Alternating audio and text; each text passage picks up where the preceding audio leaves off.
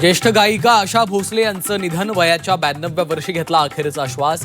मुंबईतील bridge candy रुग्णालयात उपचारादरम्यान निधन.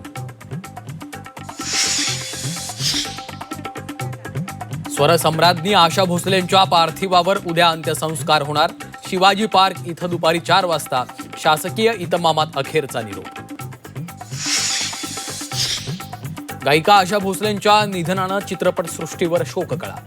बॉलिवूडसह राजकीय सामाजिक क्षेत्रातनं हळहळ व्यक्त.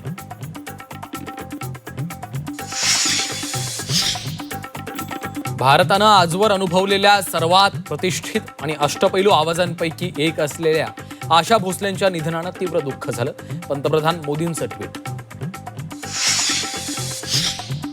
मंगेशकर कुटुंबातला दुसरा तारा निखळला. मुख्यमंत्री देवेंद्र फडणवीसांकडून आशा भोसलेंना आदरांजली.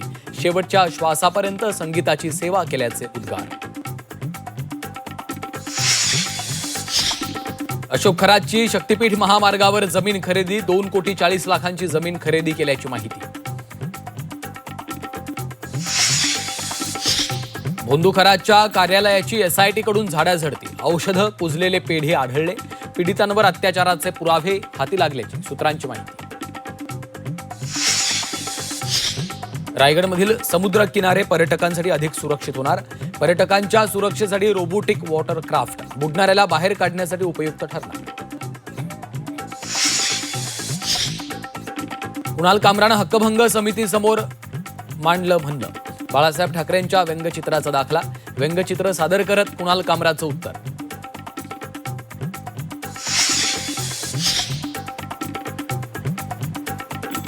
अमेरिका इराण चर्चा निष्फळ. 21 तासांच्या चर्चेनंतर कुठलाही तोडगा नाही. अमेरिकेचं शिष्टमंडळ माघारी तर चर्चा निष्फळ ठरण्यास अमेरिका जबाबदार. इराणचा आरोप.